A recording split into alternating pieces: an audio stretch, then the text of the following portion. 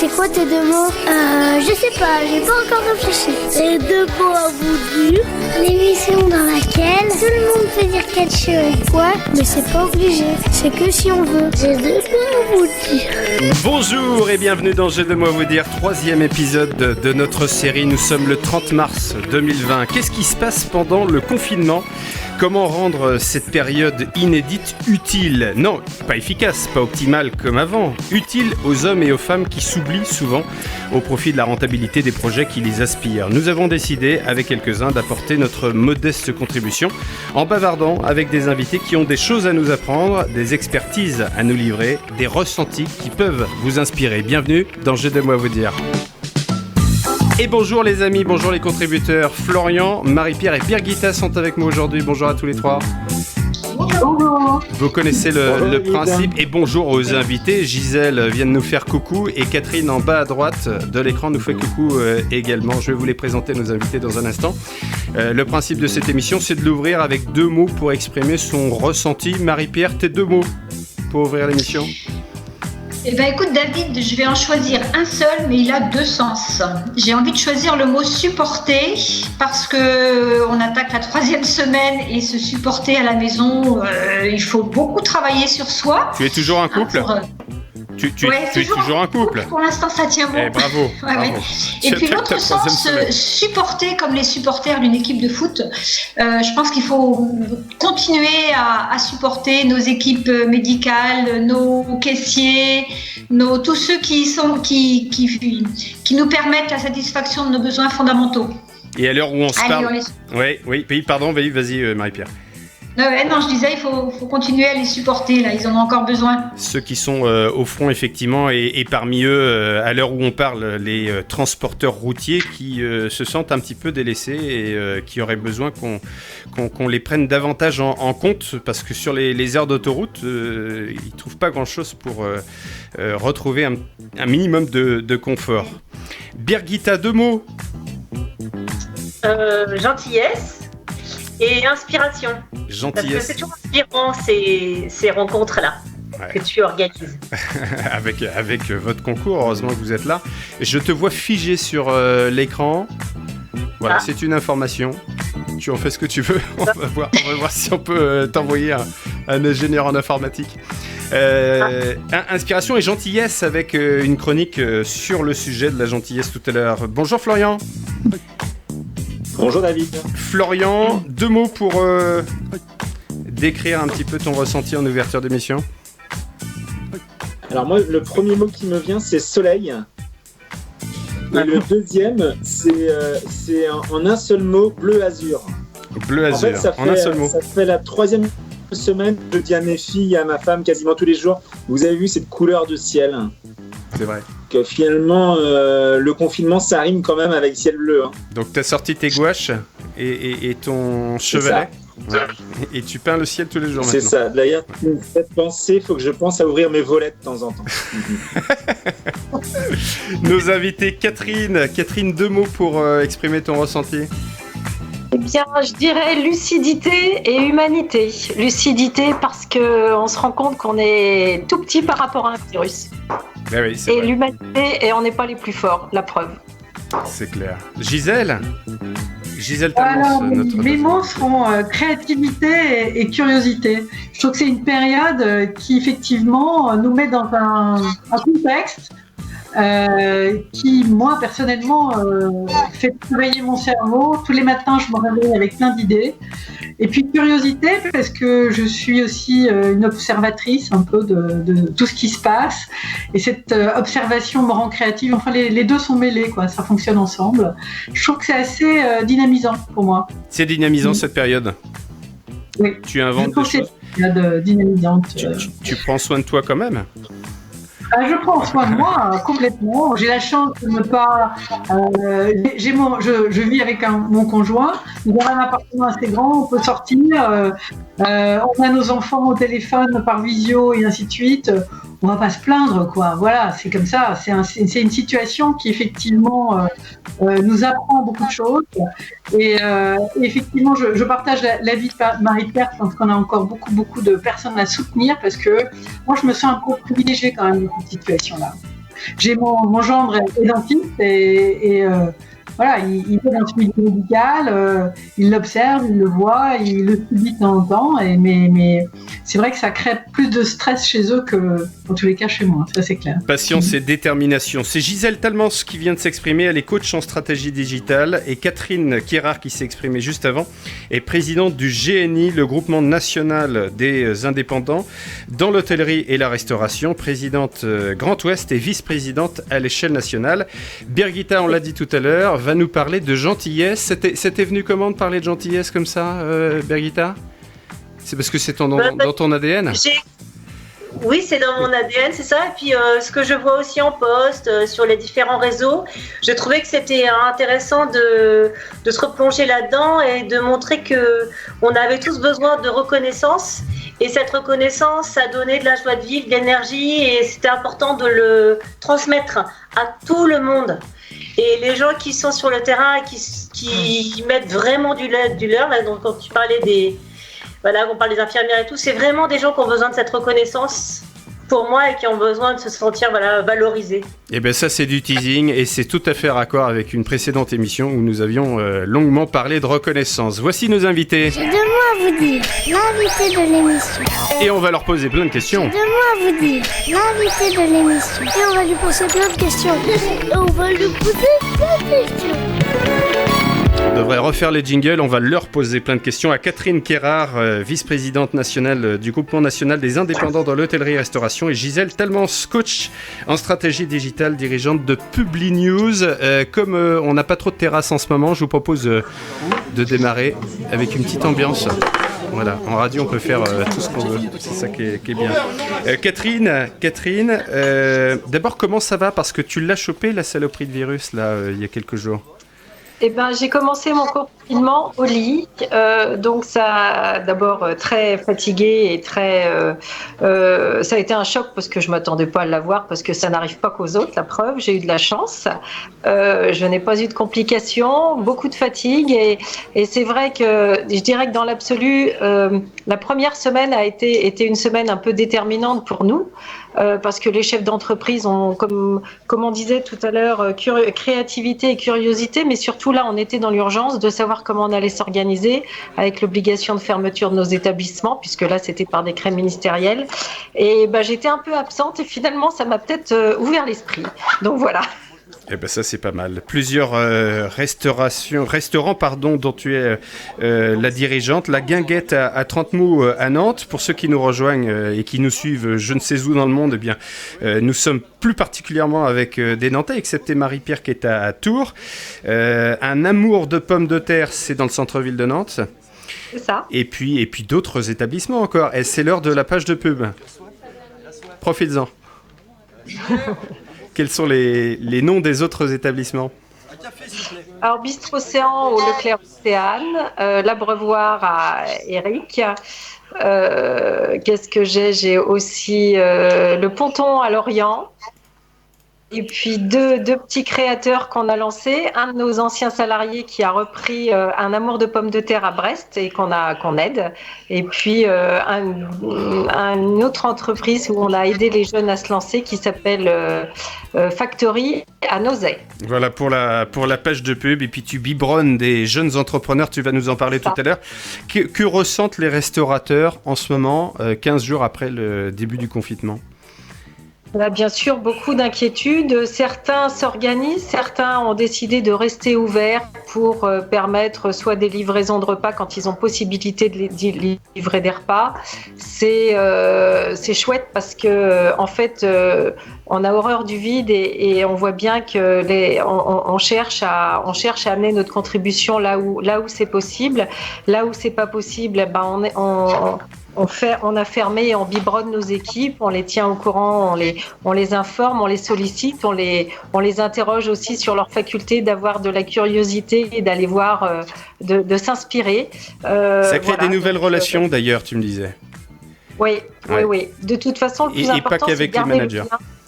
Voilà. Le plus important, c'est de garder le lien, de garder le contact.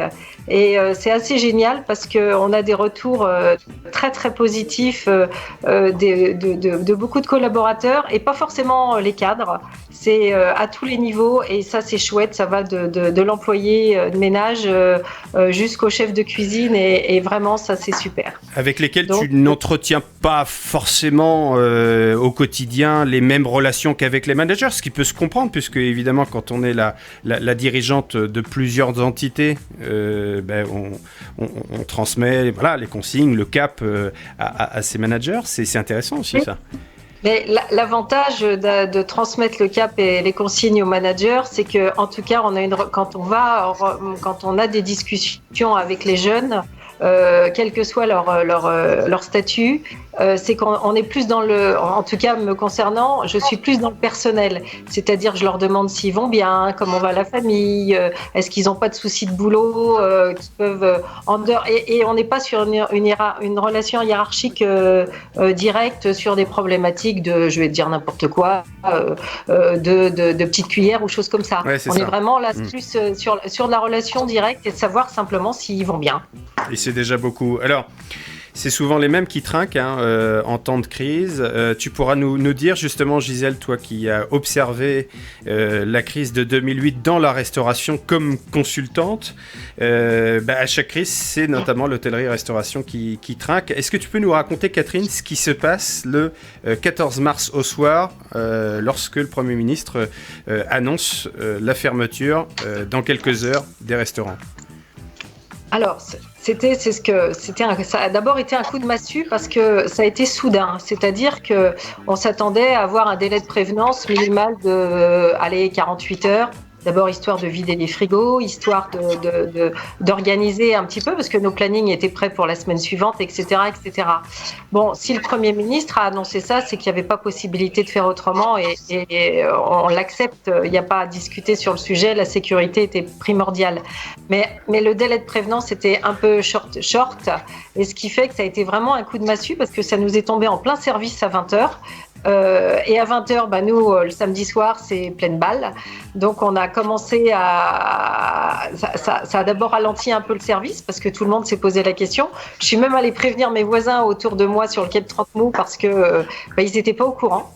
Et voilà. Donc, il y a même eu un espèce de la part des clients, une espèce d'euphorie en disant on vide les fûts de bière. Ça a été la première réaction. On fait marcher le commerce. Ça a été la première réaction. Et finalement, après, on a bien sûr avancé le service et après, il a fallu faire un petit débriefing. Et puis, on s'est tous retrouvés le lendemain matin. D'abord pour mettre en sécurité l'établissement, vider les frigos, partager ce qui restait, ce qui n'était pas possible de mettre en ce qu'on appelle mettre au dur. Et puis, on a partagé soit avec les collaborateurs, soit avec les associations d'aide. Et puis voilà. Et puis, on a fermé nos établissements. On a mis en sécurité. Moi, j'avais pas possibilité sur Trente-Moux de rester ouvert. Et on a fait ça sur l'ensemble de nos établissements. Qu'est-ce que vous faites aujourd'hui ? C'est quoi le quotidien des équipes aujourd'hui ? Alors, le quotidien des équipes, en ce qui concerne les cuisiniers, j'essaye de les solliciter, en tout cas, même si, parce que, évidemment, on était aux cartes de printemps, donc quand on va rouvrir, ce sera sans doute plus le printemps. En tout cas, on sera peut-être fin du printemps. Donc, on va être obligé de retravailler un petit peu tout ça. Ça veut dire que vous prévoyez une réouverture quand, là ? Allez, ça, c'est assez compliqué parce que les premières infos, d'abord le décret ministériel nous obligeait déjà de fermer minimal pour un mois, c'est-à-dire jusqu'au 15 avril. Et ça, c'est acté, c'est dans le marbre. Pour autant, les premières nouvelles que nous avions, c'était sans doute pas une ouverture avant début mai, qui corroborait un petit peu avec les annonces faites par rapport à la reprise aux des jeunes et aux universités. Oui. Et là, on est peut-être même un peu plus loin que ça. Oui. Alors, donc, on navigue à vue. Les cuisiniers, oui, c'est ça. Les cuisiniers refont un peu leur recette, commencent à anticiper la fin du printemps, le début de l'été. En tout cas, je les sollicite en ce sens. Je pense que pour le moment, on a besoin de leur donner une perspective parce que c'est pas facile pour quelqu'un de se projeter quand il est pas aux manettes, quand on est dans le feu de l'action au quotidien. On a une vision assez claire de ce que va être le lendemain, le surlendemain. Et dans nos métiers, en fait, on visualise assez à court terme. Et là, on leur demande de se projeter à 5 semaines, 6 semaines, voire peut-être un peu plus. Donc, pour eux, c'est assez flou. Et pour garder le lien entre eux et le partage, déjà, je leur écris. Là, je leur ai envoyé un courrier la semaine dernière, un petit mail sympa. Cette semaine, avec la distribution des bulletins de salaire, je vais leur en envoyer un autre. Je leur demande de garder le lien entre eux, surtout d'une manière amicale et de partage. Et puis on essaye. Alors là, je change de casquette. Je mets ma casquette GNI. On fait la même chose avec nos adhérents, en leur disant surtout garder le lien et puis de communiquer beaucoup. Le GNI, c'est le groupement national des indépendants dans le champ de l'hôtellerie et de la restauration. Vous représentez les petites entreprises, ça veut dire les plus fragiles ou les plus agiles ? On représente toutes les entreprises patrimoniales, c'est-à-dire dont le chef d'entreprise met de l'argent de sa poche dans le capital de sa société. Donc voilà, certaines de nos entreprises peuvent être sous forme de franchise, mais en tout cas, le chef d'entreprise est à la manœuvre financièrement et managérialement parlant. Donc ça peut représenter aussi des entreprises d'un peu plus grosse taille. Ça peut représenter des petits groupes de restauration comme le mien, mais en tout cas c'est vraiment l'ADN, c'est vraiment une relation directe entre l'employeur et ses collaborateurs. Fragile ou agile ? Je dirais plutôt agile. Plutôt agile. mais parfois fragile. Quand même. C'est pour ça qu'aussi c'est les fondamentaux de notre organisation professionnelle, c'est de leur amener l'agilité et de leur amener de l'assurance. Comment réagissent les banques là actuellement ? Alors les banques, elles sont d'abord comme nous, parce qu'elles sont en plein trouble. Elles viennent chercher des renseignements auprès de notre organisation professionnelle parce qu'on est en relation au niveau national direct avec la BPI, ce qui fait qu'on a vraiment on amène une expertise là-dessus. Vous êtes à la pointe de l'actu. Aujourd'hui, les banques, évidemment, par rapport à toutes leurs garanties financières qu'ils doivent apposer sont toujours un peu perdues, mais c'est vrai que le gouvernement a laissé quand même, et puis la BCE a amené beaucoup d'argent sur la table, ce qui permet de garantir les prêts, ce qu'on appelle le prêt garanti par l'État. Et c'est vrai que la BPI va permettre de sauver beaucoup d'entreprises. Ils font vraiment de gros efforts. Alors, je sais que c'est peut-être pas simple de répondre à une telle question, mais beaucoup, ou il y en a qui vont y laisser des plumes, rester sur le carreau. Alors aujourd'hui, on parlait de perspective tout à l'heure. Aujourd'hui, on n'a pas la fin de la crise. On ne sait pas quand est-ce qu'elle va avoir lieu. Si elle a lieu fin avril, c'est bien. Si elle a lieu fin mai, c'est moins bien. Si elle a lieu plus tard, c'est terrible. Et surtout, ce que je n'espère pas, c'est qu'on ait une deuxième phase à la crise. C'est-à-dire qu'on a la crise là sanitaire. Peut-être qu'on aura une crise économique derrière. Je veux pas me faire l'oiseau de mauvais augure, mais prévoir, c'est anticiper les choses. Et donc, imaginez on aura sans doute un retour dans nos établissements quand on va rouvrir. Bien sûr, la clientèle va revenir. D'abord, on espère qu'il fera beau, mais à la rentrée de septembre ou octobre, qu'est-ce qui va se passer ? Voilà, la peur de la récession économique fait qu'il faut qu'on reste très très agile. On parlait d'agilité. Il faut qu'on soit très mobile et il faut qu'on soit très innovant là-dessus. Birgitta, toi tu as été restauratrice, j'imagine que tu te mets complètement à la place de tes anciens collègues. Ah bah oui, complètement. Le samedi soir, quand il y a eu le décret à minuit, j'étais dans mon ancien restaurant avec justement le propriétaire et je me suis dit on va vraiment passer une belle soirée et on a fait la fête et c'était un bon souvenir. Il fallait que ça reste, même pour les restaurateurs, un bon souvenir parce que c'était un tel choc. Nous, on voulait leur donner même des sous. Enfin, on voulait les nourrir même financièrement, quoi, avant de leur dire ah, on est avec nous. C'est important. Tu as vidé les fûts de bière. Ouais, ah mais c'est toi. C'est toi qui as vidé les tous fûts. les bouteilles de vin, mais bon bref. Enfin, bon. Et on est obligé de dire évidemment à consommer avec modération. Ça c'est fait. Bien sûr. Catherine, est-ce que les aides promises par l'État sont suivies des faits ?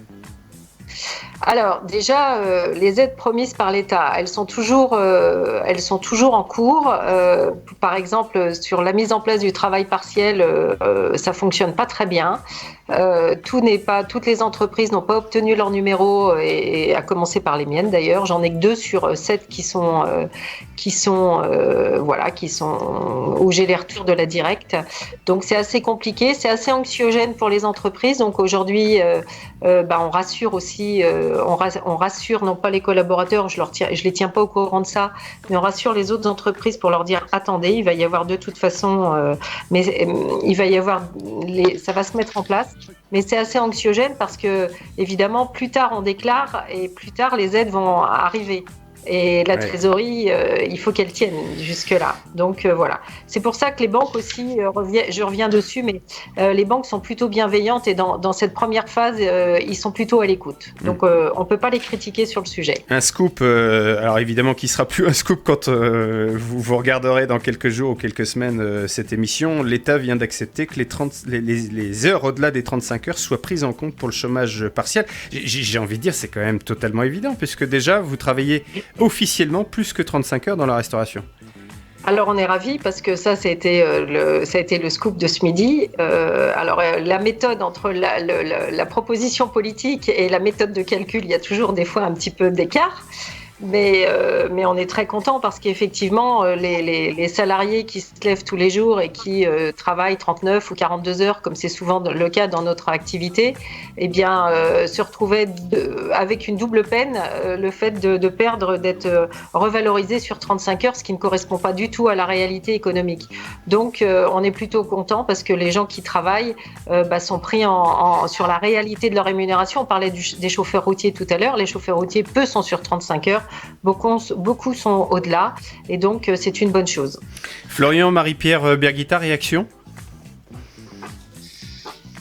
Oui, peut-être moi j'aurais envie de demander à Catherine s'il y a eu là depuis les quelques jours derniers des idées complètement innovantes, géniales qui sont émergées dans ce contexte pour faire face à cette difficulté. Est-ce qu'il y a des choses l'imagination permet de créer quelque chose, une activité nouvelle. Non, je dirais c'est surtout l'agilité de certains restaurateurs alors qu'ils ne sont habiles pas. Par exemple, je vais faire le manoir de la Régate qui n'est pas du tout, qui ne fait pas de livraison, etc. et qui aujourd'hui a ouvert ses cuisines pour livrer des infirmiers, des choses comme ça. Donc il y a des choses il y a des jolies choses qui se mettent en place. Mais sur le propre de notre métier, là, en tout cas en dehors du digital, non, il y a rien non. Dans les innovations, par contre, c'est les sans-abri où on a ouvert les hôtels sur Nantes, avec Nantes Métropole et puis la préfecture. Voilà, il y a tout un tas une chaîne humaine qui s'est mise en route. On parlait tout à l'heure du confinement avec des couples en difficulté et des problèmes de conjugal. Et effectivement, il y a des hôtels qui ont été aussi réquisitionnés pour mettre en sécurité certaines femmes. Voilà. Tout le monde met la main à la pâte. Oui. C'est ça. C'est Florian qui voulait réagir ? Ouais, je veux bien réagir. En fait, moi, il y a quelque chose qui me fait bondir en ce moment, c'est... Est-ce que tu pourrais associer l'image à la parole, s'il te plaît ? La manière dont on gère cette problématique, effectivement, avec des fermetures d'établissements. Et à côté de ça, il semblerait que la grande distribution fasse des progressions en termes de chiffre d'affaires qui soient assez indécentes, notamment sur tout ce qui est drive, mais pas que. Et du coup, quel regard vous portez-vous par rapport à ça, en fait, puisque quelque part, on parle souvent de la grande distribution et il semblerait que ce soit encore une des gagnantes, en fait, de cette, si on peut parler de gagnant de de cette crise en fait. Alors, Et Gisèle allez-y. ensuite, oui. Et Gisèle, oui, Gisèle d'abord. Je réagirai après sur ce sujet-là, oui. Alors, Catherine non, et Gisèle. c'est clair que, alors sur la livraison, tout ce qui est produit de première nécessité et le food, c'est vrai que les marchés sont quelque chose d'essentiel. En plus, les grandes surfaces aujourd'hui, l'intégralité des grandes surfaces sont ouvertes, quel que soit le rayon. Donc, effectivement, ils font le plein. Ouais, on y entend compris même le des textile, anecdotes. ce qui est quand même presque indécent, je trouve, le textile. Absolument. On entend même des gens qui se donnent rendez-vous dans les allées de grandes surfaces pour discuter entre elles, enfin des choses sur Internet qui, alors je ne sais pas si c'est vrai ou pas, mais Je peux voilà. te confirmer, pour avoir des sources qui travaillent en grande distribution, que ça c'est vrai. Hein. Et voilà. Et donc c'est vrai que moi je milite aussi pour le maintien de l'ouverture des marchés, pour que pour que tout ce qui sont nos agriculteurs en localité puissent vendre leurs produits, parce que là aussi ça fait partie de la chaîne. Et puis bien sûr, je pense que si on se discipline, on peut laisser nos marchés ouverts.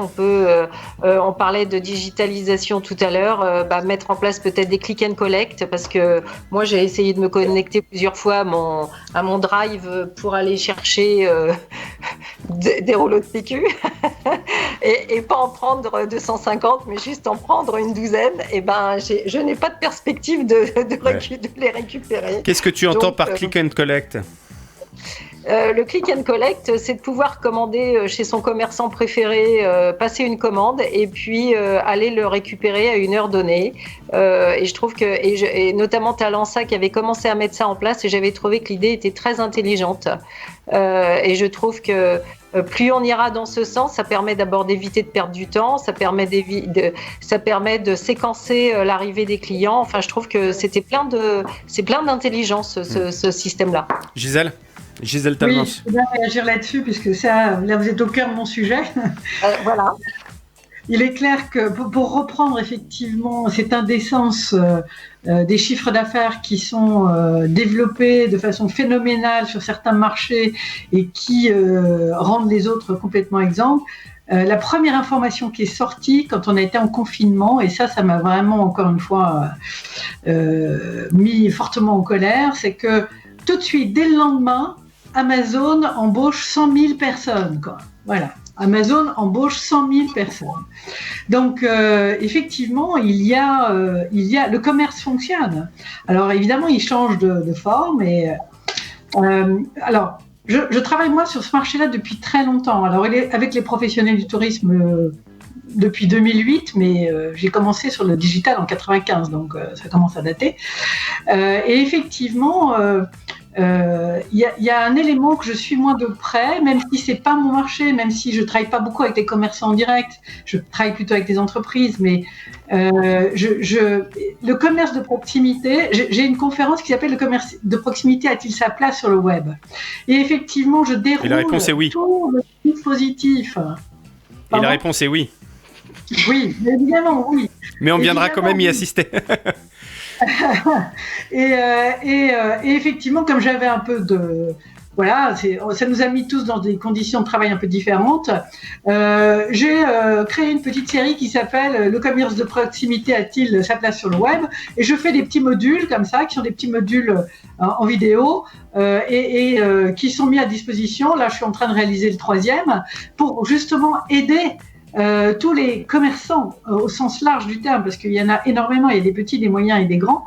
Alors les grands, évidemment, ils ont tout un service communication à leur disposition pour faire en sorte que ça fonctionne, mais il y a beaucoup de choses à faire, il y a des petites choses à faire. Alors pendant qu'on discutait, j'ai regardé évidemment sur le web, là, j'ai regardé effectivement la guinguette de 30 mots que je connais forcément, mais je suis allée voir ce que ça donnait sur le web. Et alors je vois que vous êtes présente, la guinguette, ça fonctionne, mais il y a un truc qui est essentiel et qui est un point d'entrée qui s'appelle Google My Business et qui permet tout de suite d'avoir accès à plein d'informations. C'est gratuit. Alors, c'est pas tout à fait gratuit parce qu'on donne quelques données, mais c'est quand même gratuit. Il n'y a pas à sortir de l'argent comme pour ça. Et ça a déjà un impact incroyable. Et c'est quoi le principe? Concrètement, c'est quoi? Ouais. C'est quand tu tapes un nom d'entreprise sur Google, sur le côté droit, là, quand tu affiches, sur le côté droit, il y a un petit espace, un petit carré qui s'affiche, une petite fiche qui s'affiche. Et effectivement, tu vas voir, alors, si tu fais sur ton téléphone. Je vais le tenter tout de suite en direct pendant que tu parles. Donc la guinguette. Tu peux l'afficher? Alors, je l'affiche à la caméra en tout cas, oui. Vas-y, fais guinguette. La guinguette à Nantes, ouais. Alors, moi, je la vois pas là, mais. Et donc, non, alors je peux pas vous l'afficher. Je suis pas encore au point techniquement pour ça. Et donc, ça veut dire que il y a une possibilité. Alors, je peux l'afficher aussi sur mon téléphone. Peut-être vous voyez quelque chose là. Alors, montre-nous. Voilà. Ouais, d'accord, très bien. Oui, c'est ça. C'est chez moi. C'est chez toi.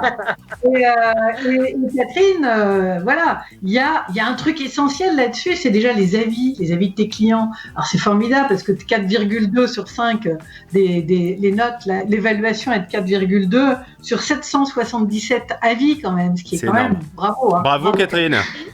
Merci. Du coup, ça va être fin ce soir. Et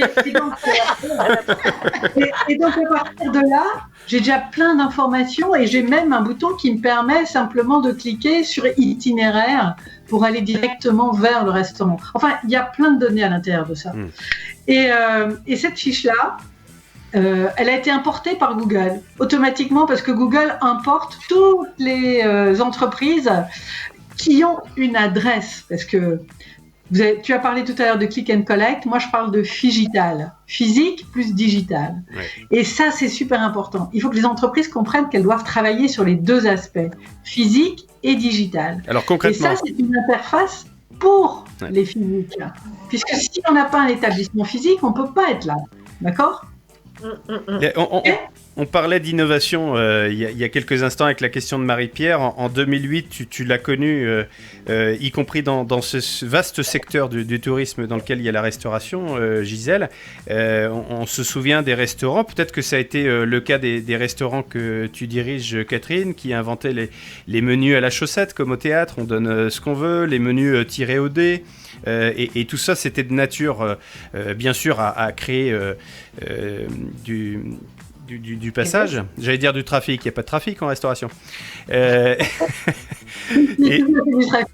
la clientèle. Et puis en même temps, à redorer encore davantage l'image de la restauration. Qu'est-ce qu'on peut inventer, Gisèle, Catherine, et puis Birgitta, Marie-Pierre et Florian, vos idées sont les bienvenues pour davantage de phygital demain.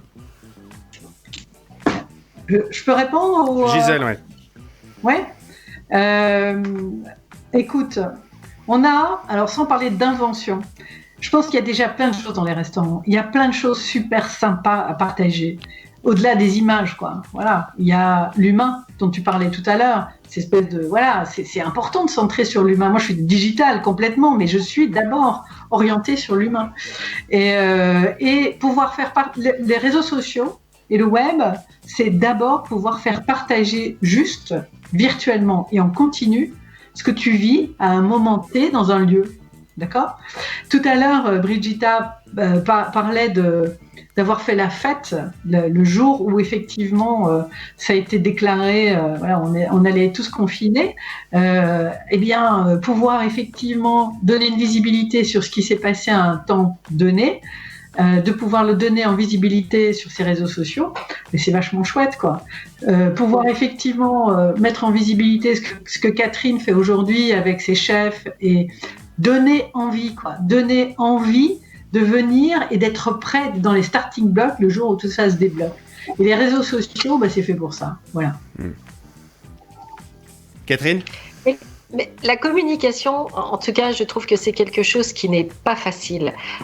La communication par le digital, le fait de savoir transmettre, parce que une jolie photo, un joli plat, une émotion, l'émotion est la plus dure. Aujourd'hui, moi, si j'avais quelque chose de plus à transmettre dans notre métier, on parle souvent de dévalorisation de notre métier. métier, c'est vraiment, moi, quelque chose qui me tient à cœur, c'est la revalorisation de notre métier et de notre personnel. Parce qu'on a des gens qui travaillent comme les infirmières, qui travaillent en décalé, qui travaillent, qui comptent pas leurs heures, enfin qui les comptent, mais en tout cas qui sont pas aux 35 heures pour la plupart, etc., qui travaillent quand les autres sont en loisir.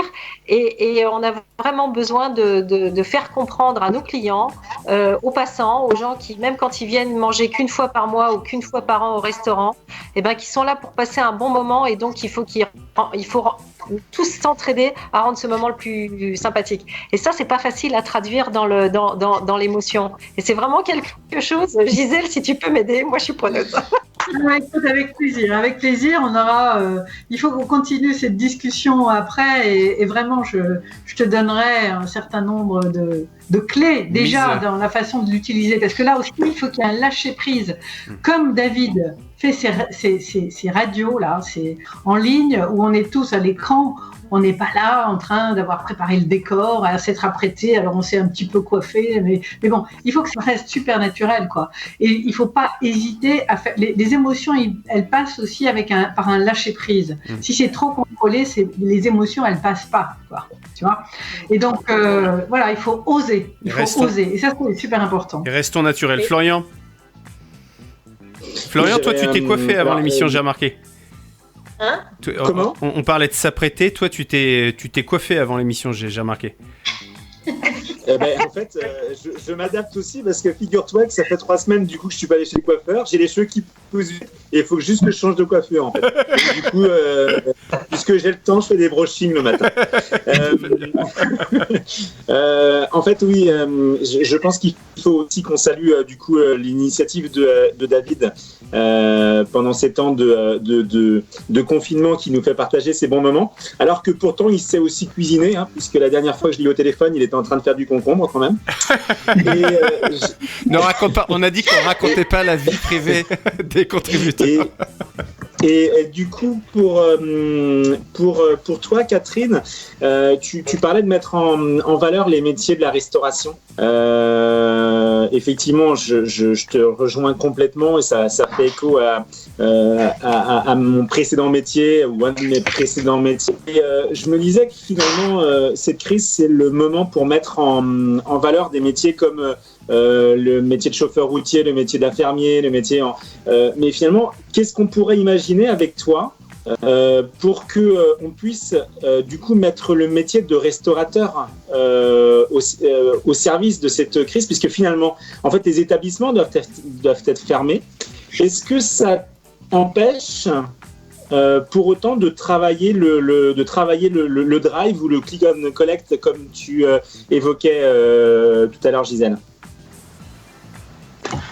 Est-ce que oui, c'est une question à Catherine d'abord. C'est une question pour Catherine d'abord. Oui, c'est aussi une question pour Catherine d'abord. Alors, comme je disais, la communication, c'est pas mon fort. C'est vrai que là, je communique beaucoup à l'intérieur avec mes collaborateurs, mes équipes, mes entreprises, où on garde le lien, où on essaye à tous les niveaux, où on parle de réouverture, d'organisation, de choses comme ça. Alors, c'est pas c'est pas à longueur de journée, mais en tout cas, on entretient ce lien. Mais c'est vrai que j'ai été un peu off pendant 8 jours du fait même de la comment. Salut toi. On n'avait pas eu de chat dans cette émission encore. Du fait même du Covid-19, mais c'est vrai que pour maintenir le lien avec la clientèle extérieure, etc., c'est vrai que je me suis pas posée là-dessus, mais ça fait partie effectivement des choses où on doit travailler beaucoup. C'est vrai que je suis plus moi dans la stratégie, mais de me dire tiens voilà, je vais repeindre tel plafond, je vais faire ceci. Attends, va-t'en toi. Mais il nous gêne pas. Je vais faire ceci. Il nous gêne pas. Etc. Je suis plus dans l'organisationnel pour le moment, dans le confort de réouverture, plutôt qu'effectivement dans le confort de communication vis-à-vis de ma clientèle. Mais Catherine, pardon de te couper, Catherine, mais le click and collect dont on parlait tout à l'heure, le drive, est-ce que c'est imaginable demain matin dans tes établissements ? Est-ce que vous avez le droit déjà ? Ah bah et bien sûr, on a le droit d'ailleurs. L'émergence d'entreprises comme Uber, Deliveroo, etc. On fait ça. Sauf qu'aujourd'hui, Uber préconise de vendre, enfin Uber ou Deliveroo ou d'autres, préconise de vendre des plats en vente à emporter dont moi l'hygiène de leur truc m'interpelle. Je dis pas qu'ils font mal le boulot, absolument pas, mais je me pose des questions entre le moment où ça quitte ma cuisine et le moment où ça arrive chez le client. Est-ce que la chaîne du froid est bien respectée? Est-ce que etc. Et puis faut pas oublier que dans le client il va payer, par exemple, je dis n'importe quoi, 15 € un plat. Alors effectivement, il n'a pas le couvert, il n'a pas ceci, il n'a pas cela. Ça intervient en plein service. Est-ce que c'est pas au détriment du service des autres? C'est vraiment une organisation un peu différente. Et je persiste à dire que le fait de sortir au restaurant doit rester un moment de joie. Et c'est vrai que d'amener les plats comme on peut avoir les sushi shop, etc., ça perd un peu de sa magie et de la présentation. Donc c'est tout ça qu'il faut réinventer. Il faut travailler. En tout cas, moi, c'est vrai que je suis dans le traditionnel pur notre métier évolue beaucoup et il y a beaucoup de concepts qui sortent à l'heure actuelle et qui sont plutôt intelligents. Et je pense que les jeunes ont plein d'idées par rapport à ça, mais qui s'éloignent un petit peu de la restauration traditionnelle classique telle qu'on l'a vécue jusqu'à présent. Donc il y a des choses à réinventer. Exemple, avant que Gisèle prenne la parole et puis Birgitta voulait réagir également. Exemple de choses, de concepts innovants là?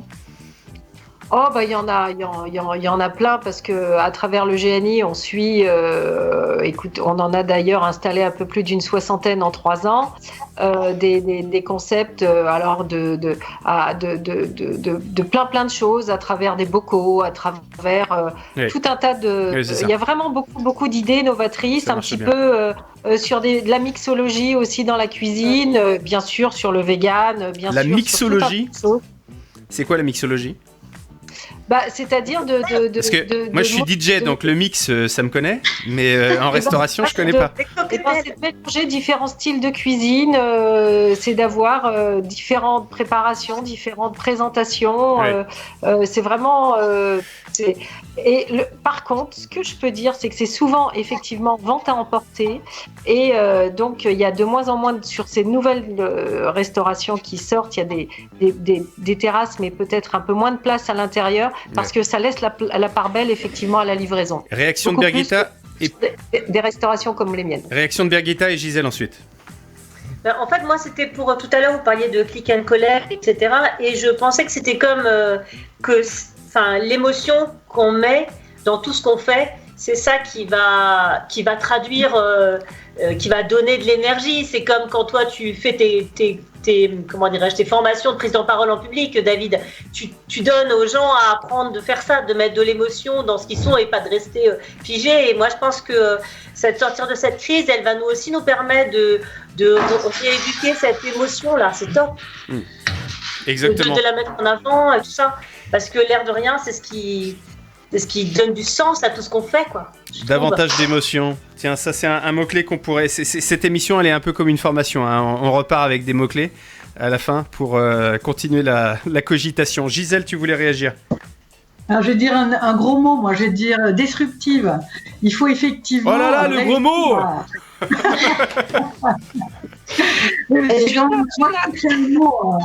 C'est un mot qui a un peu de mal à sortir de ma bouche, je trouve. Mais bon. Mais par contre, je trouve que le concept est super intéressant.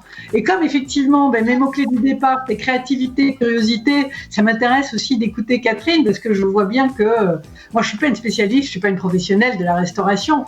Mais en revanche, je suis une professionnelle de la communication. Alors évidemment, mes oreilles, elles sont toujours ouvertes, j'écoute. Et encore une fois... c'est quand même l'entreprise et celui qui connaît bien son domaine qui est le mieux placé pour savoir comment on parle et ce qu'on a à dire. Ce côté disruptif, il est... moi, je travaille aussi de plus en plus avec des outils de design thinking. Ça aussi, c'est un peu un gros mot. Mais alors, c'est quoi le design thinking?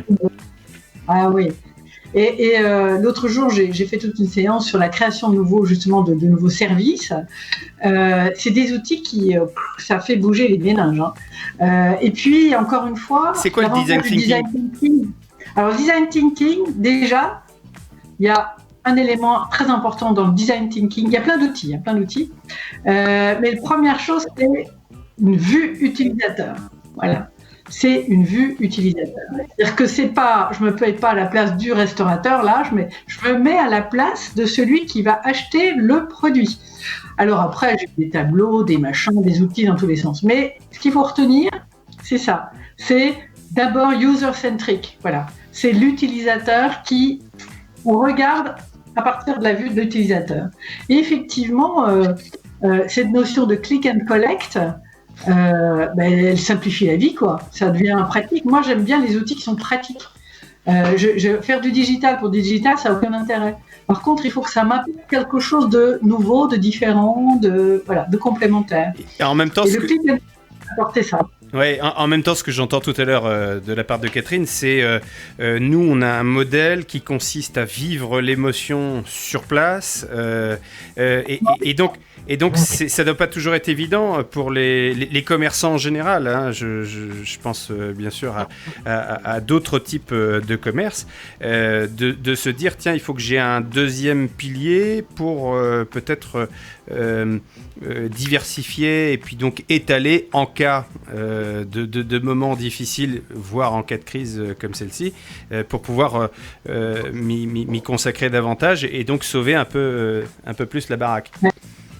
Moi, je trouve qu'il y a un restaurateur qui travaille vachement bien. Alors, je ne connais pas du tout la qualité de ses produits, j'en ai jamais mangé. Mais en tous les cas, moi, je le vois à travers les réseaux sociaux. Et je trouve que c'est quelqu'un qui est capable de faire partager l'émotion. L'émotion, elle est vachement forte. Alors, c'est un type qui s'appelle Jean Humbert. Je suppose que Catherine le connaît. Très bien. Très bien. Et oui, voilà. Et Jean Humbert, il est... d'abord, il a ouvert un resto avec sa grand-mère. Donc, il communique sur les réseaux sociaux et sur Instagram avec sa grand-mère, quoi. Et alors, au départ, un jeune mec qui communique avec sa grand-mère, c'est quand même pas un concept au départ très évident. Et là, il fait passer un tas d'émotions. Et c'est hyper esthétique ce qu'il fait. C'est vachement convivial, c'est très mignon, c'est très charmant, quoi. Et je trouve qu'il réussit bien ça. Après, qu'est-ce que ça donne dans les plats? J'en sais rien, ça j'ai pas goûté, mais peut-être Catherine pourra nous dire si...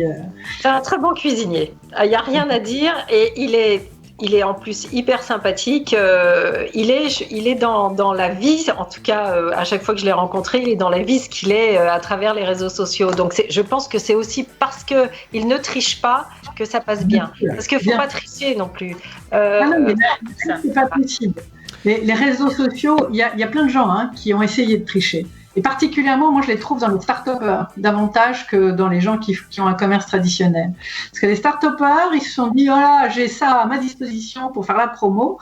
Et effectivement, on voit des gens à travers les réseaux, à travers les là, qui ont l'air vraiment très agréables.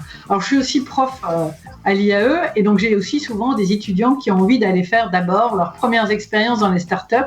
Généralement, au bout de 3 mois, ils reviennent et disent, non, moi, je veux pas travailler dans une start-up, parce qu'il y a plein de faux semblants, voilà. Ouais. Et voilà. Et ça, c'est vraiment, enfin moi, c'est vraiment pas mon truc. Je déteste ça. Nous sommes une seule et une même personne. Alors évidemment, on a plein de casquettes différentes. On est femme, maman, chef d'entreprise. Voilà, on fait du sport. Donc davantage d'authenticité. Voilà. Davantage d'authenticité. Le thème que je développe chez Verne, c'est la prise de parole.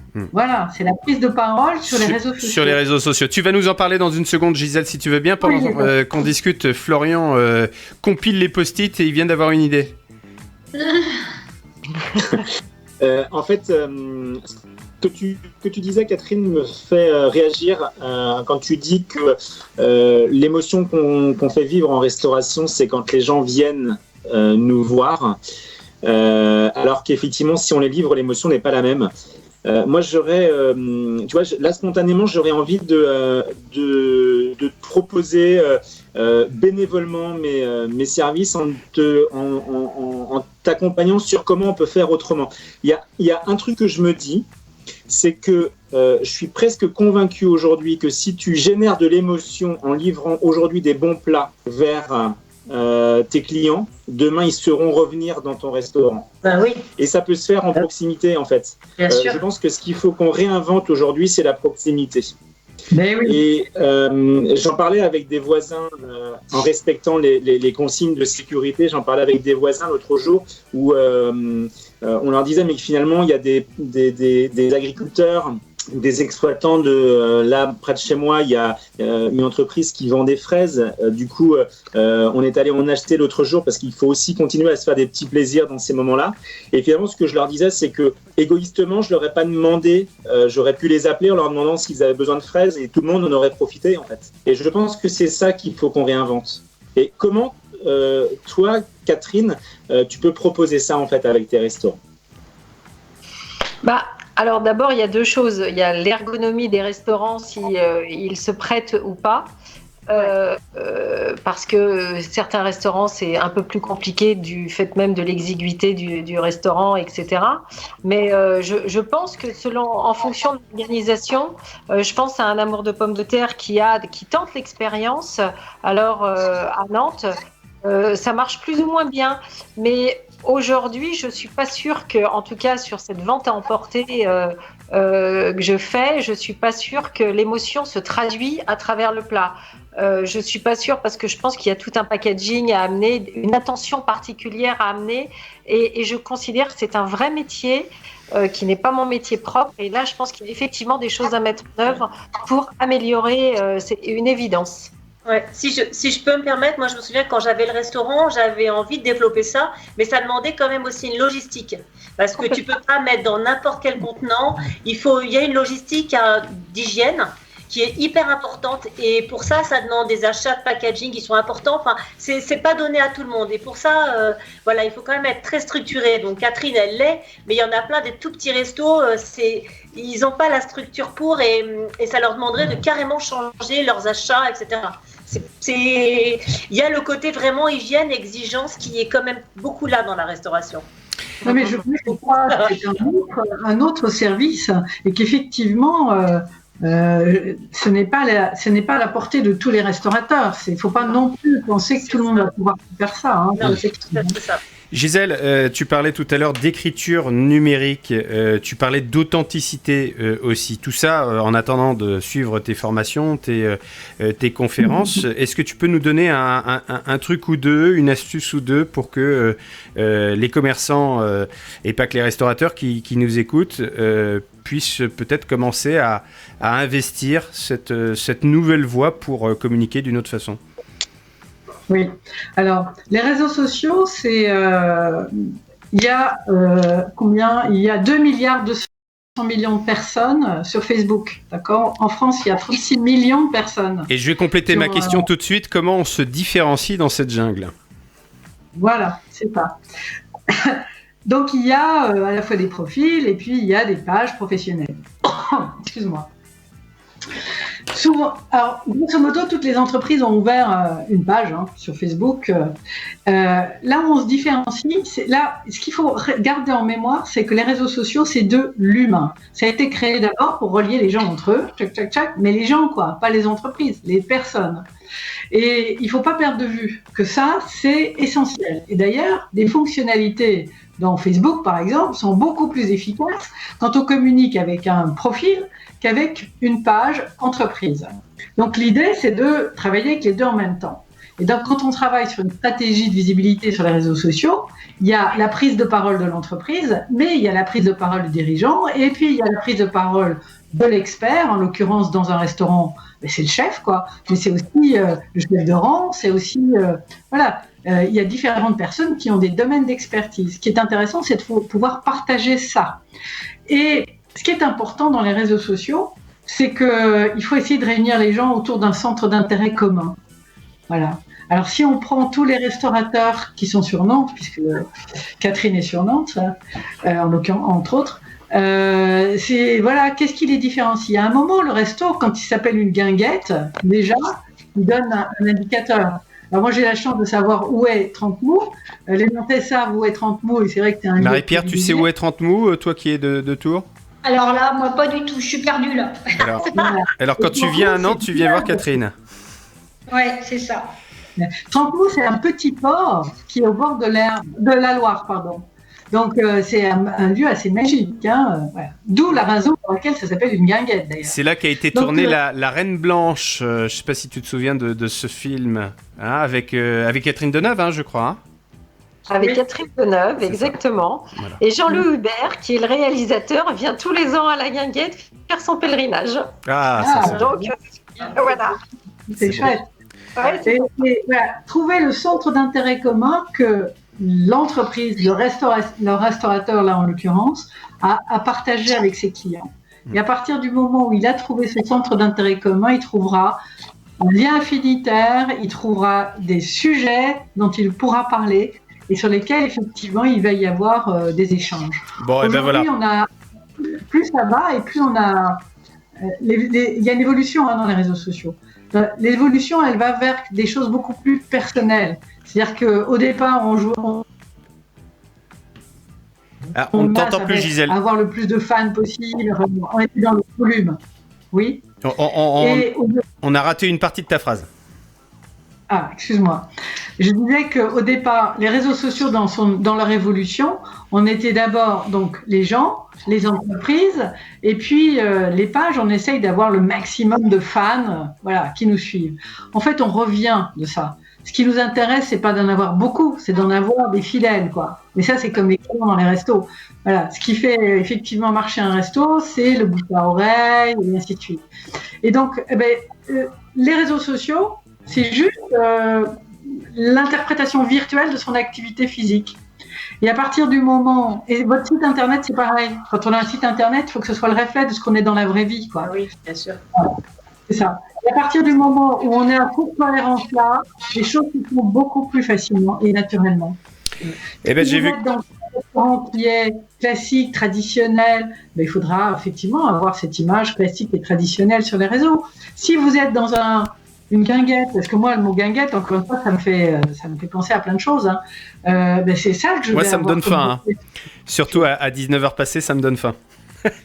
Oui, en tout cas, je peux te donner rendez-vous à la guinguette bientôt là. Exactement. Ah ben, c'est clair. Dès qu'on sort du confinement, je vous attends avec plaisir. Tous à la guinguette. J'ai vu Catherine prendre des notes. En tout cas, moi, je me mets 2 secondes à la place du commerçant, même si je dirige une société, c'est pas un commerce comme les tiens, Catherine. J'entends la distinction profil personnel et page Facebook, mais que les deux sont complémentaires. Et puis d'inventer des communs. Ça veut dire que en ouvrant cette émission, disait Catherine tout à l'heure, que tu communiques encore davantage. C'est l'une des vertus de cette période de confinement avec l'ensemble des collaborateurs de tes restaurants. Peut-être qu'ils ont un rôle eux aussi à jouer demain. C'est une hypothèse et puis tu verras bien si tu te sers de cette idée. Peut-être qu'ils ont eux aussi à contribuer au récit de chacun de tes établissements. Pour moi, c'est absolument clair, c'est sûr. Je complète. Et d'autant plus que les réseaux sociaux, au-delà d'outils de communication, c'est des outils comme ceux qu'on utilise là sur Skype, par exemple. C'est des outils avec un nombre de fonctionnalités que vous ne pouvez pas vous imaginer. Moi, les formations que je fais avec Facebook, il faut au moins 3 ou 4 jours pour que vous puissiez avoir l'ensemble de l'information.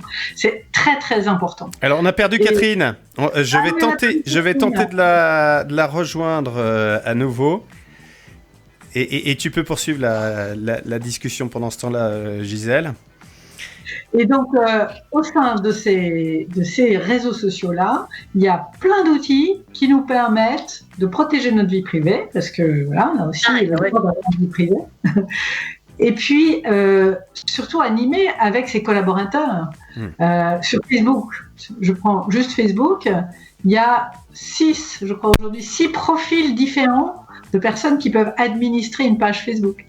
Donc, effectivement, donner la possibilité à ses collaborateurs de publier, de s'exprimer. Alors, évidemment, il faut une règle de conduite, évidemment. Il y a une prise de parole, il y a une stratégie sur la prise de parole. Mais leur laisser la possibilité de s'exprimer, c'est aussi créer ce lien avec leurs clients. Un dernier mot sur le sujet. valeur. Exactement. Un dernier mot sur le sujet, Birgitta, et puis le mot de la fin en ce qui concerne ce zoom sur le figital et à la fois sur le commerce avec Catherine. Birgitta. Moi, c'est pas complètement pour faire la transition avec ma chronique, mais je pense que c'est ce que je disais tout à l'heure, c'est que ce qu'on véhicule, on est chef d'entreprise d'une société et la restauration, c'est de l'émotion. Et l'émotion, ça va avec l'empathie, la gentillesse, l'humour, l'écoute, tout ça. Et donc, plus on va être à l'écoute des gens, plus on va leur apporter quelque chose qui leur convient et qui nous ressemble, quoi. Donc, pour ça, moi, je suis... de toute façon, je trouve que Catherine, c'est de la gentillesse à l'état pur. Donc, c'est sûr que ce qu'elle véhicule, c'est que du bonheur. Et c'est aussi pour ça que c'est la présidente du Génie national. Eh bien, certainement. Certainement. Alors, tu lui as fait un joli compliment, mais elle est partie juste à ce moment-là. Je pense qu'elle doit avoir des problèmes de connexion. Je la rappelle à nouveau. Alors, ce que je te propose, puisque je voulais faire réagir Catherine, mais elle n'est pas avec nous, c'est d'enchaîner tout de suite. J'ai 2 mots à vous dire. Ça vous plaît comme émission? Alors, restez avec nous. Et Catherine aura le mot de la fin tout à l'heure. Pour l'instant, tu nous as préparé une jolie chronique, Birgitta, sur la gentillesse. Quel rapport y a-t-il entre le Covid et son confinement et la gentillesse en entreprise? Birgitta a la réponse. Voilà, alors moi je fais le lien entre l'amour au temps du choléra de Gabriel Garcia Marquez et aussi ce qu'on vit. Donc pour moi le confinement c'est aussi de l'amour et ça permet d'être en lien avec soi-même. Donc mon lien entre le rapport entre le Covid, le confinement et la gentillesse, c'est parce que la gentillesse pour moi c'est une forme d'altruisme où chacun peut veiller au bien commun et la base de la réussite de tous les projets collectifs. Elle permet l'épanouissement individuel. Ça vous parle, méfiez-vous des gens gentils. Ça cache quelque chose. Tout ça, c'est de la méfiance. Et si cette méfiance cachait plutôt du non-respect pour soi-même? Mouler les êtres dans des profils méchants, ça vient de loin. Petit, on apprend à juger les autres. Nous devenons parents et enfants complices d'un système compliqué, bien éloigné de la réalité simple et délicate de la vie. Cette réalité, dépassée par la vie et ses technologies créatives et collaboratives. Nous entrons actuellement de plein fouet dans un monde aux matières premières limitées qui oblige au partage, à la créativité et à la collaboration. Un monde qui passe nécessairement par de nouveaux comportements qui s'appellent bienveillance, respect, humilité, entraide, écoute, empathie, gentillesse, honnêteté intellectuelle, humour, compassion, attention à l'autre. Se laisser aller à des émotions et à des impulsions de gentil. Comme l'enfant, naturellement gentil, apprécie celui qui fait l'autorité, qui le rassure, qui lui offre un cadre respectueux et sécurisant, pas l'autoritaire, l'irrespectueux qui, sous des galons de chef, est capable des plus belles obscénités managériales et humaines. Notre fort intérieur a besoin de relations de confiance. Cette relation est plus importante que le plus beau, le meilleur et le plus savant des contenus. Cela veut dire que si l'on n'est pas capable de créer cette relation de confiance et de proximité dans son entourage personnel et professionnel, ce qu'on a à offrir, à proposer avant ne sera juste pas considéré. Si je peux me permettre, Birgitta, je vais jouer ma tête de l'art, parce que j'aime bien ça. C'est pas un peu con quand même d'être gentil? Le monde de l'entreprise est pas formaté comme ça?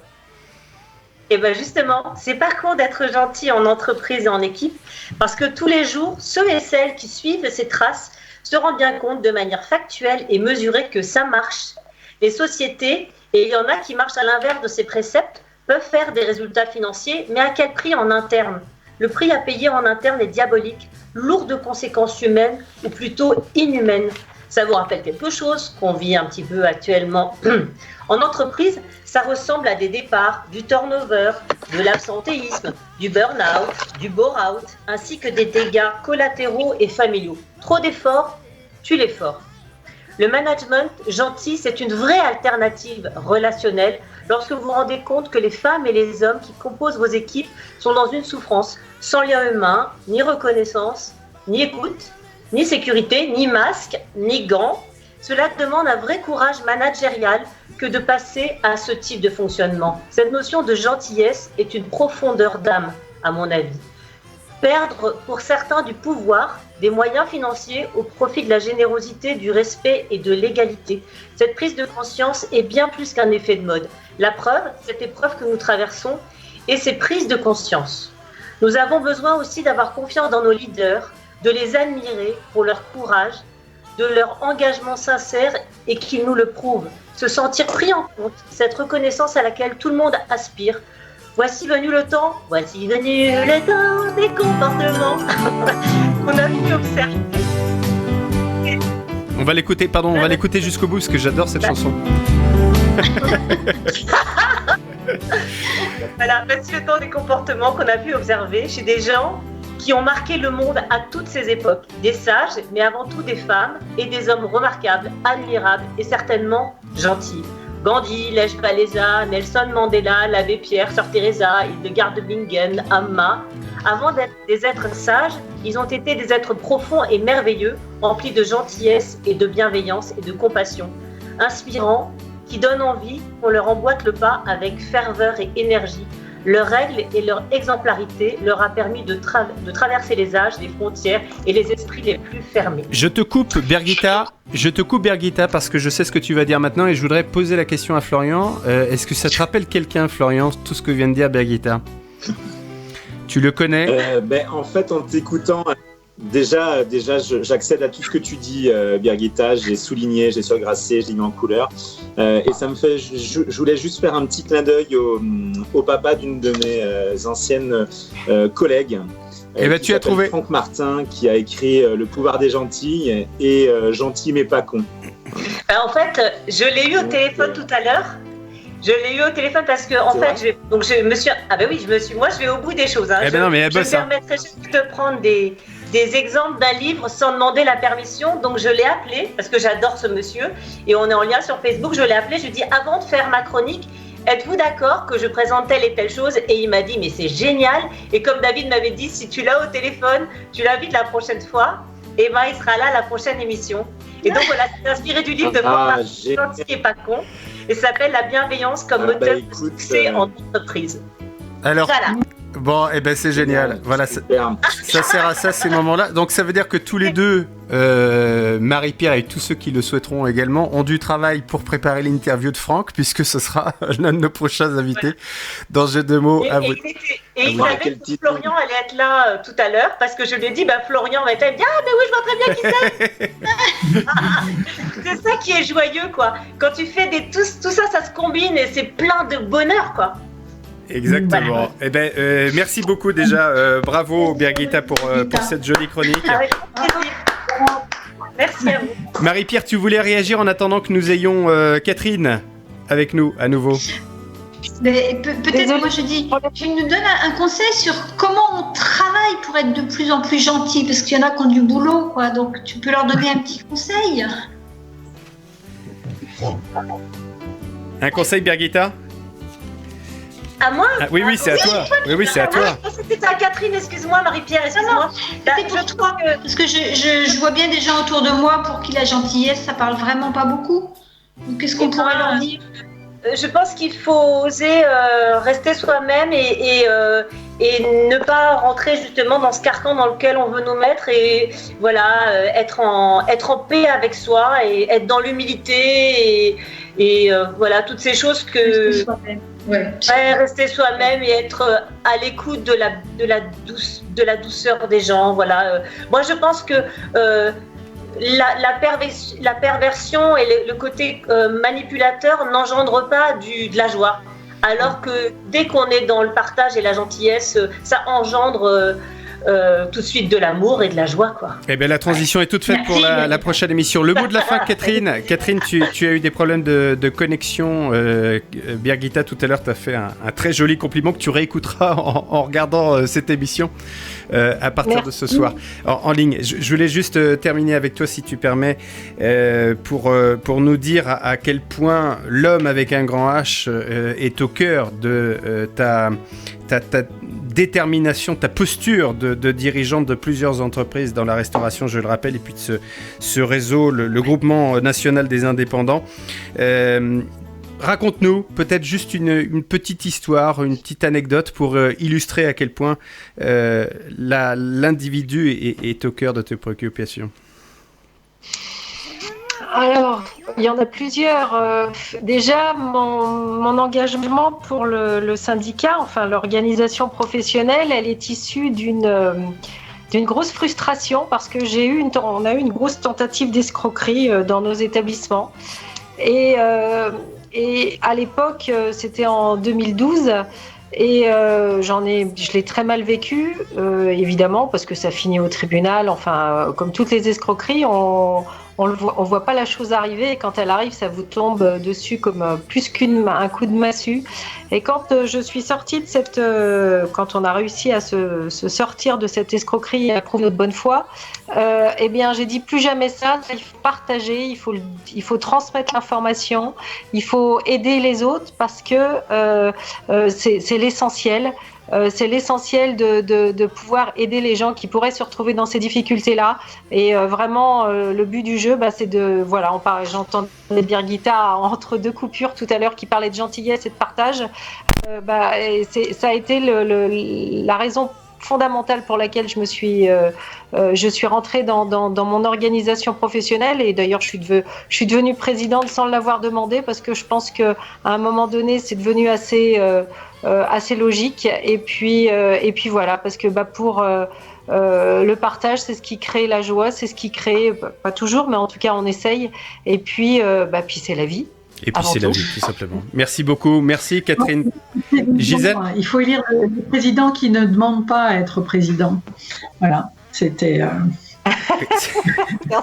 Ta contribution politique, au passage. Juste pour réagir par rapport à la question de Marie-Pierre, c'est juste le sourire. Le sourire crée l'empathie. Voilà. Je pense que le sourire face à quelqu'un qui est désagréable, ça le déstabilise. Commencez par ça. Merci beaucoup. Merci à tous les 6 d'avoir été avec nous aujourd'hui. L'invité de l'émission. Catherine vient vous voir. Je viens te voir parce qu'on se tutoie dans cette émission. Voilà, exactement. Avec grand plaisir. Mais on va partager. Birgitta, elle a toutes mes coordonnées. Faut les récupérer et puis ce sera un moment de joie là aussi parce que c'est essentiel. Marie-Pierre, quand tu viens à Nantes... Je vous attends quand vous voulez, et ce sera avec beaucoup de plaisir. Tous chez Catherine à la guinguette. Marie-Pierre, quand tu viens à Nantes. Voilà. Ça Merci. marche aussi. Merci. Gisèle. Même David, si tu veux faire une émission à partir de la guinguette sans pour autant faire de la publicité, mais tu vois... Ah bah alors, quand on nous dit ça, Catherine, on débarque avec le matos. Et on a du matériel, David. Eh ben je charge les valises. À très bientôt. Merci Gisèle Talmans et Catherine Kerrar étaient nos invités ce soir. Merci à Florian, Marie-Pierre et Birgitta. Le thème de la prochaine émission, ça sera notamment, entre autres, la gentillesse, puisque Franck Martin a déjà accepté notre invitation. Prenez soin de vous et à très bientôt pour l'épisode 4 de Je dois vous dire spécial confinement. Désormais, vous ne sortirez plus de chez vous sans avoir préparé les 2 mots que vous avez à nous dire. Je dois vous dire. L'émission dans laquelle tout le monde prend sa place. Sing to the B-E-A-T, get ready to ignite. One, two, three, four, five. Sing to the B-E-A-T, get ready to ignite. Sing to the B-E-A-T, just easy, ABC.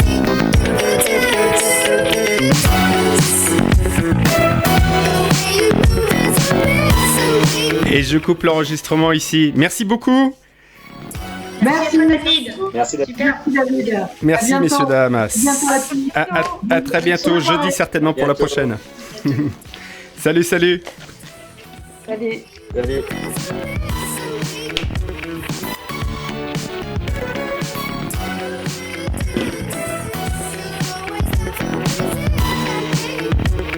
Et Marie-Pierre, on se retrouve tous les deux, dis non. Ah, j'ai pas coupé ? Non, on se retrouve tous les deux. Tout va bien pour toi ? Ouais, ça va très bien, ouais. Et toi? Ça va bien, écoute, là j'ai eu une journée que j'ai vraiment absolument pas vu passer. J'ai eu Cyr Duré tout à l'heure au téléphone, Ah ouais? qui va certainement chroniquer dans J'ai de moi vous dire, il va nous faire un feuilleton